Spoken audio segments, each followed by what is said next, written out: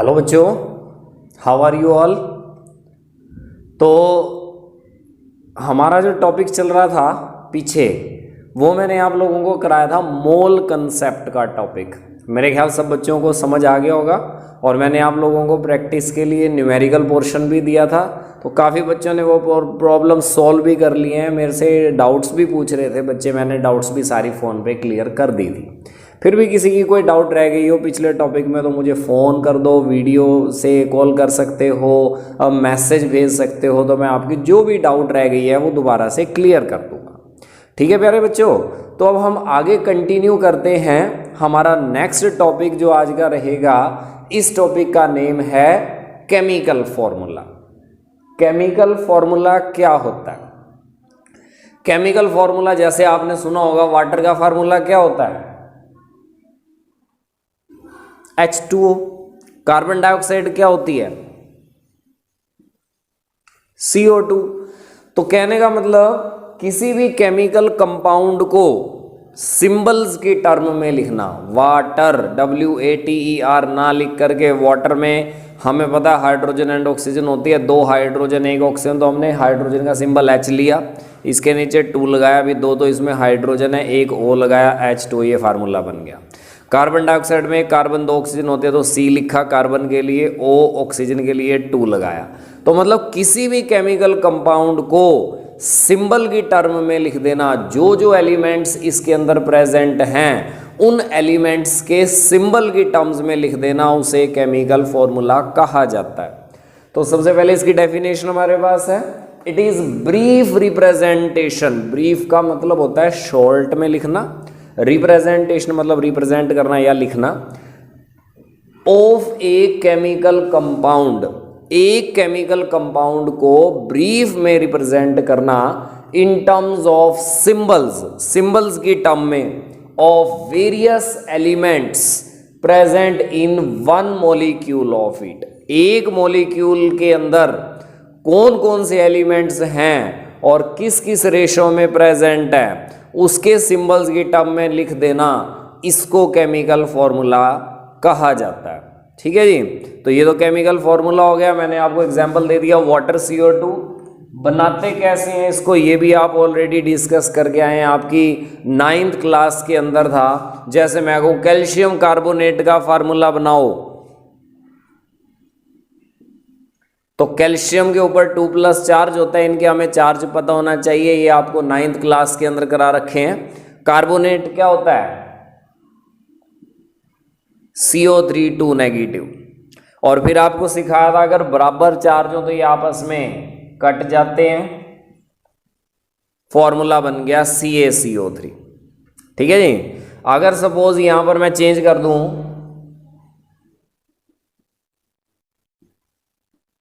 मैं कहूं नहीं मुझे तो सोडियम कार्बोनेट का बताओ, Na पे +1 चार्ज होता है, कार्बोनेट पे -2 होता है, तो क्या करना है, इसका चार्ज इसके नीचे, इसका चार्ज इसके नीचे, तो Na के नीचे ये 2 चला गया, कार्बोनेट के नीचे 1 आएगा, तो उसको 9 लिखो, प्लस माइनस नहीं लिखना, सिर्फ चार्ज कितना है, 2 है तो इसके नीचे, 1 है तो इसके नीचे, प्लस माइनस नहीं लिखना। तो Na2CO3 हमारे पास फार्मूला बन गया सोडियम कार्बोनेट का। तो आप ऐसे केमिकल फॉर्मूला किसी का भी बना सकते हो। मैं कहूँ आप लोगों को, मुझे सोडियम हाइड्रोक्साइड का फॉर्मूला बनाओ, सोडियम +1 होता है, हाइड्रोक्साइड -1 होता है, दोनों पे बराबर चार्ज है, कैंसल, NaOH बन गया। मैं कहूँ नहीं एल्यूमिनियम हाइड्रोक्साइड बनाओ, तो एल्यूमिनियम के ऊपर 3+ चार्ज, OH पे -1 चार्ज, ये इसके नीचे, ये इसके नीचे, OH के नीचे 3 आना है तो इस पूरे को ब्रैकेट में लिखेंगे 3 बार, OH थ्राइस, इसको ऐसे बोलते हैं ALOH थ्राइस। सबको समझ में आ गया? ALOH thrice. तो ये हमने सीखा कि केमिकल फॉर्मूला क्या है और कैसे हम इसको बना सकते हैं। वैलेंसी को क्रिस क्रॉस करके बड़ी आसानी से बना सकते हैं। अब देखिए, जो हमारा केमिकल फॉर्मूला है उसको हम 2 तरह से एक्सप्लेन कर सकते हैं, या हम कह सकते हैं दो टाइप का होता है जिनका नाम है empirical formula and molecular formula. तो यही डिटेल में हमने पढ़ना है एम्पेरिकल और मोलिकुलर को, इसको जरा ध्यान से समझेंगे, इससे रिलेटेड न्यूमेरिकल आपके बोर्ड एग्जाम में, फाइनल एग्जाम में आ सकता है।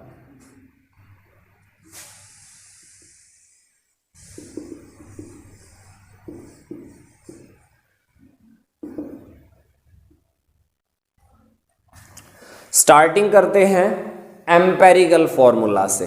ठीक है, दो तरह का मैंने बताया, एक एम्पेरिकल एक मोलिकुलर। सबसे पहले एम्पेरिकल को देखते हैं,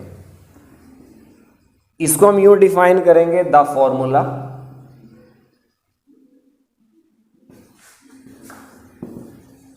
which give us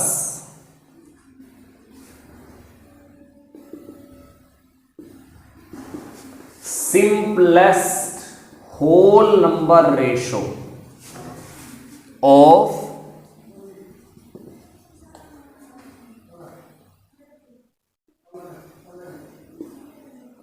various elements present in one molecule of it। ऐसा फॉर्मूला जो हमें सिंपलेस्ट होल नंबर रेशो बताए, किसकी, जो जो एलिमेंट्स एक मॉलिक्यूल के अंदर प्रेजेंट है। कैसे, एग्जाम्पल से हम समझते हैं। मान लो ये हमारे पास कोई फॉर्मूला है, इसका सिंपलेस्ट होल नंबर रेशो कैसे बनाएंगे। सिंपलेस्ट होल नंबर रेशो का मतलब उसे सिंपल कुछ नहीं होना चाहिए, यानी कि उसके कॉमन फैक्टर निकाल दो। 6 1 जा 6 1 जा तो CH बन गया। तो ये हमारे पास एक तरह से एम्पेरिकल फॉर्मूला हो गया। कॉमन फैक्टर हमने काट देने हैं, जो बचे that is empirical formula.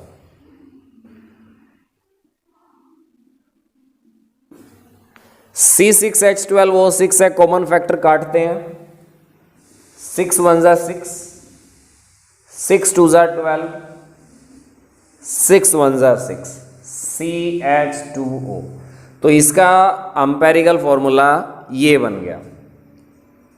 Hydrogen peroxide, common factor 2 है, 2 1 जा 2 1 जा, कॉमन फैक्टर काट दिया सबका और HO बच गया। It is empirical formula.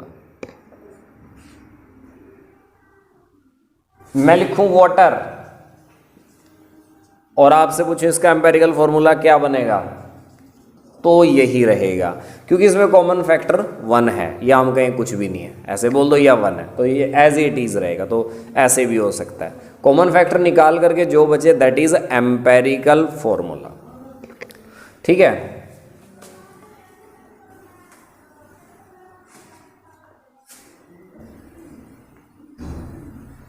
Second हमारे पास है molecular formula.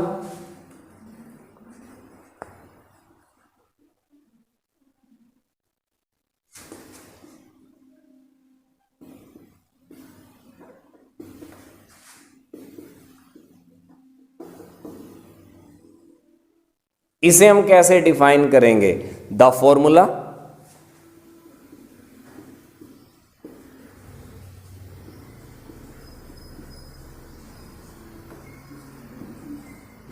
which gives us actual ratio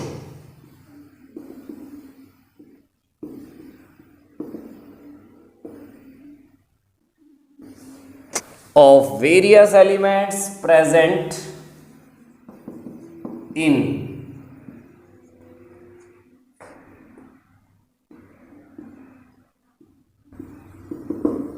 one molecule of it। तो जो एक्चुअल रेशो रिप्रेजेंट करे वो हमारा मोलिकुलर फॉर्मूला होता है। जो कॉमन फैक्टर काट करके जो बचे वो था एम्पेरिकल फॉर्मूला। इसका एग्जांपल देखते हैं,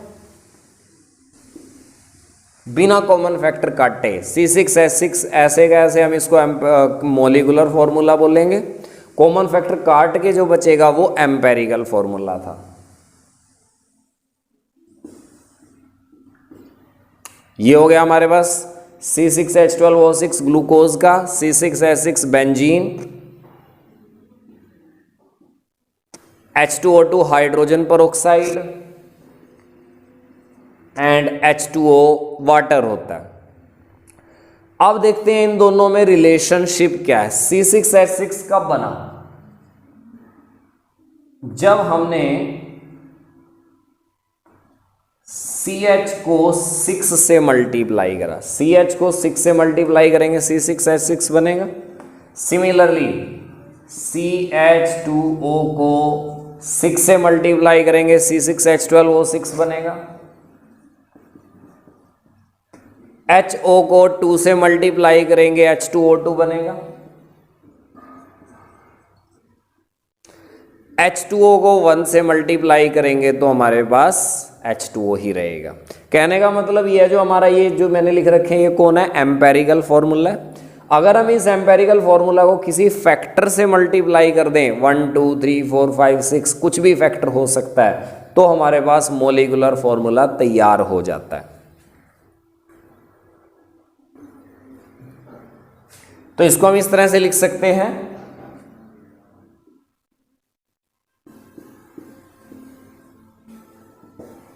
molecular formula is equal to n multiply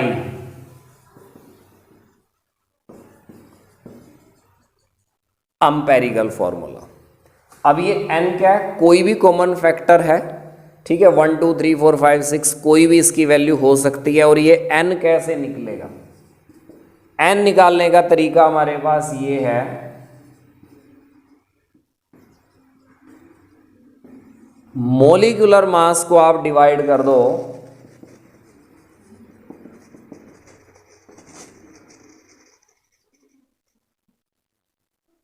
empirical formula mass से। किसी भी कंपाउंड का मॉलिक्यूलर फॉर्मूला होगा और उसका मॉलिक्यूलर मास ले लो, जो एम्पेरिकल फॉर्मूला है उसका मास ले लो, दोनों को डिवाइड कर दो, n आ जाएगा आपका। कुछ केस में आपको हो सकता है मॉलिक्यूलर मास ना दिया जाए, तो हो सकता है वेपर डेंसिटी दे दे।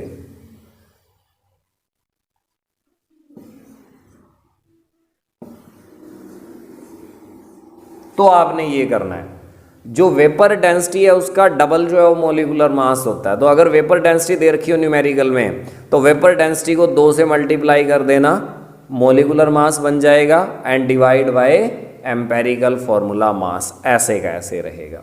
तो इसका न्यूमेरिकल बहुत ज़्यादा इंपॉर्टेंट है। 2 या 3 मार्क्स में न्यूमेरिकल आता है। हम लोग एम्पेरिकल का न्यूमेरिकल भी देख लेते हैं, मॉलिक्यूलर का न्यूमेरिकल भी देख लेते हैं, बहुत ज़्यादा इंपॉर्टेंट है।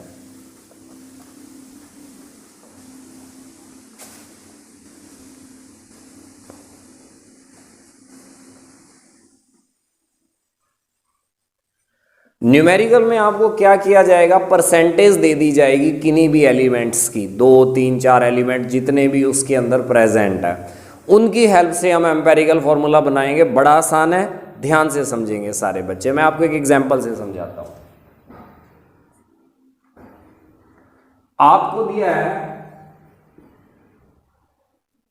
किसी कंपाउंड में कार्बन है, कितना है? 34.6%। हाइड्रोजन दे रखी है 3.85% और ऑक्सीजन दे रखी है 61.55।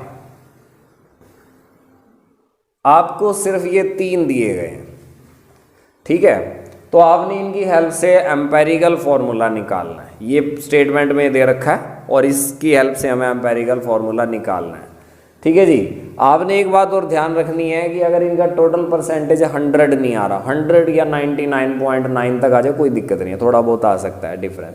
लेकिन मान लो आपका इन दोनों को जोड़ के ये ना देता, ये सिर्फ ये दोनों दे देता, तो भी अंडरस्टूड था। जो बच गया इन दोनों को ऐड कर लो, जो बच गया that will be always oxygen. मतलब आपको अगर किसी न्यूमेरिकल में 2 3 4 5 चीज़ें दे रखी हैं, सबकी परसेंटेज का एक बार टोटल करके जरूर चेक करना। अगर टोटल आपका आ रहा है 100, 99.9, 99.8 इसके आसपास आ रहा, कोई दिक्कत नहीं है। लेकिन अगर आपका टोटल सम आ रहा है 75%, तो जो 25% बच गया वो अंडरस्टूड है, ऑक्सीजन होगा। ये बात ध्यान में रख लेना सारे बच्चे। कुछ न्यूमेरिकल में ऐसा हो सकता है ऑक्सीजन ना दे वो 2 दे दे कंफ्यूज करने के लिए, बट आपने टोटल ऐड करके देखना है 100 होना चाहिए। अगर टोटल आपका 100 नहीं है, जितना भी डिफरेंस बच गया 100 में से उसका जोड़ माइनस करना है आपने, जो बचेगा that will be the percentage of oxygen. ये आपने ध्यान रखना और वो लेनी है साथ में। तो अब इससे हम एम्पेरिकल फॉर्मूला कैसे निकालेंगे, बड़ा आसान है, 4-5 स्टेप लगेंगे।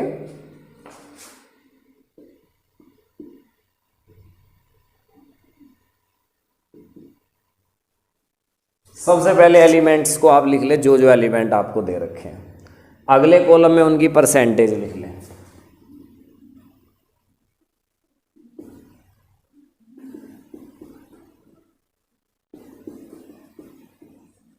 ऐसे, उससे अगले कॉलम में आप इनका एटॉमिक मास लिख लें।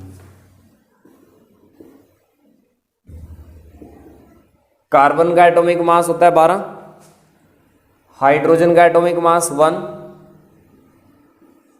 ऑक्सीजन का एटॉमिक मास जो सा है हमारे पास 16 होता है।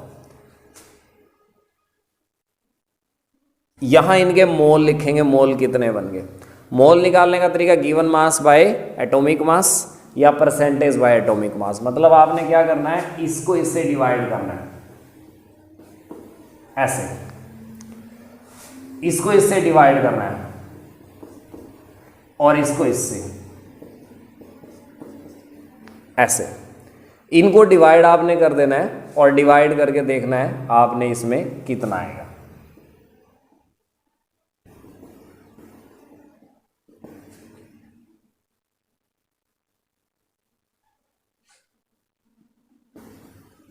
ये डिवाइड करके इतना इतना आएगा। उसके बाद आपने लेनी है मोलर रेशो। मोलर रेशो में आपने क्या करना है, इन तीनों में जो सबसे छोटा है, जो आपने ये कैलकुलेशन या करी है उनमें सबसे छोटा ले लो, कौन सा है, जो भी हो, कोई भी हो सकता है तीनों में से। जो सबसे छोटी वैल्यू हमें पता है 2.88 छोटा होता है 3.85 से, तो 2.88 से सबको डिवाइड कर दो। मतलब पहले 2.88 था, इसको भी 2.88 से करो, 3.85 को 2.88 से, यहाँ भी 3.85 लिख रखा है, इसको भी 2.88 से डिवाइड करो। मतलब ये तीनों वैल्यूज को 2.88 से डिवाइड कर लो। ये आपका कितना आया 1, ये आएगा 4/3, ये आएगा 4/3।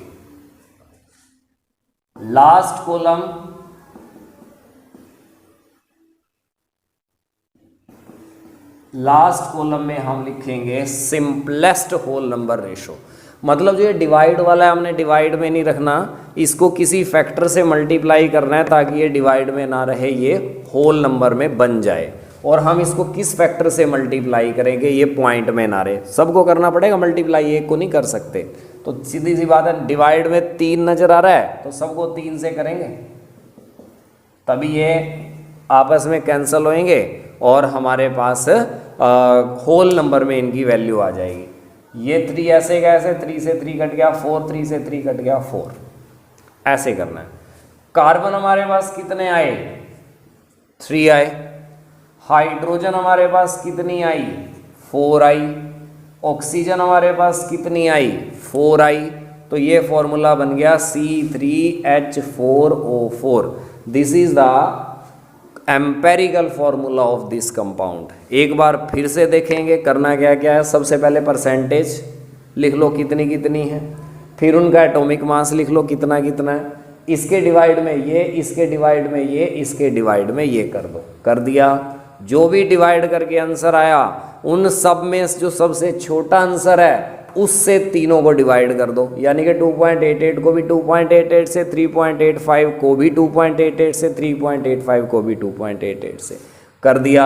अगर ये यहीं पर होल नंबर आ जाए, मतलब पॉइंटों में ना आए, एज इट इज़ पूरा आंसर आ जाता बिना फ्रैक्शन के, तब तो ठीक है। अगर फ्रैक्शन में आ रहा है आंसर आपका, यानी कि 4/3 यहाँ आया, यहाँ 4/3 आया, तो इनको सबको किसी ऐसे फैक्टर से मल्टीप्लाई करना पड़ेगा कि इनकी वैल्यू होल नंबर में बन जाए, पॉइंटों में ना रहे। डिवाइड बाय 3 था तो मतलब सबको 3 से मल्टीप्लाई कर दो, आपका ये होल नंबर में आ जाएगा। Carbon 3, hydrogen 4, oxygen 4। तो ये तरीका था हमारे पास किसी का एम्पेरिकल फॉर्मूला फाइंड आउट करने का। अब मैं आपको सिखाता हूँ मॉलिक्यूलर फॉर्मूला आप कैसे निकाल सकते हो। मॉलिक्यूलर फॉर्मूला निकालने के लिए हमें इतना तो यूं का यूं करना पड़ेगा, इसके बाद सिर्फ एक छोटा सा स्टेप और आगे करना है, ऐसे तो यूं का यूं उसमें भी करना पड़ेगा।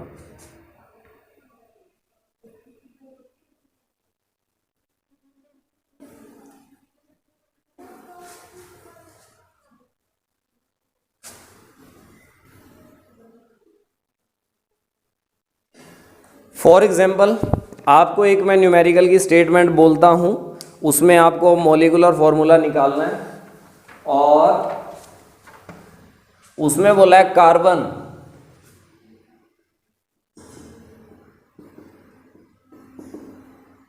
24.27% है, हाइड्रोजन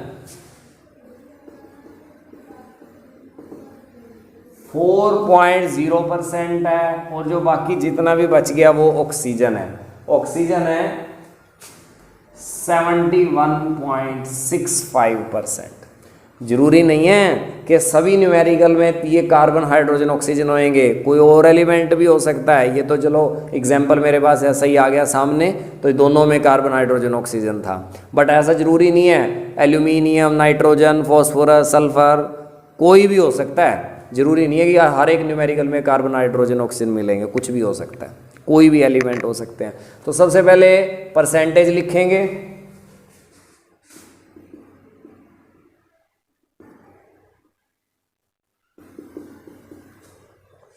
उसके बाद इनका एटॉमिक मास लिखा ही पड़ा है। मोल्स निकालने के लिए ये डिवाइड बाय ये डिवाइड बाय ये डिवाइड बाय ये।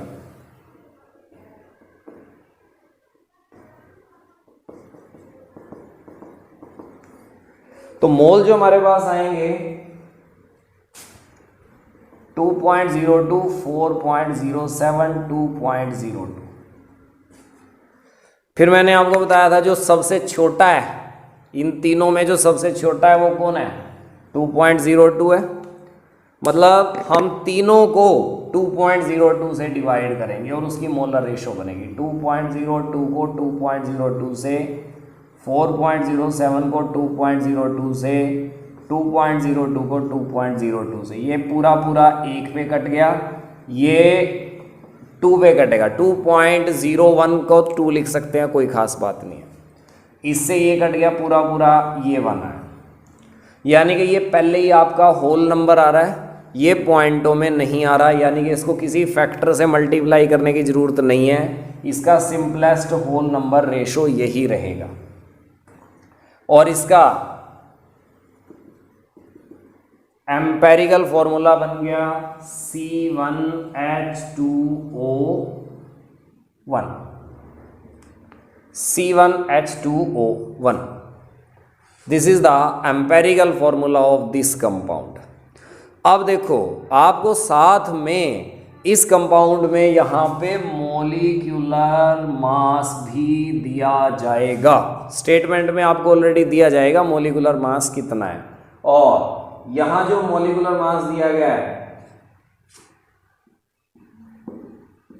वो 98.96 दिया गया।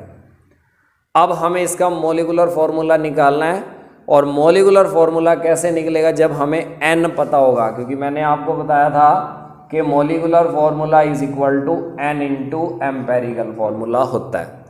n कैसे निकालेंगे? पहले n निकालते हैं। n मैंने बताया था मॉलिक्यूलर मास को डिवाइड करना है एम्पेरिकल फॉर्मूला मास से। मॉलिक्यूलर मास आपको दे रखा है 98.96 और एम्पेरिकल फॉर्मूला मास हम लोग निकालेंगे। यहां पर भी एक चीज है, यहां पे क्लोरीन है, मैंने गलती से ऑक्सीजन लिख दिया या क्लोरीन दिया हुआ, इसको ठीक कर लें। क्लोरीन 35.5 आएगा, बाकी सब कुछ एज इट इज है।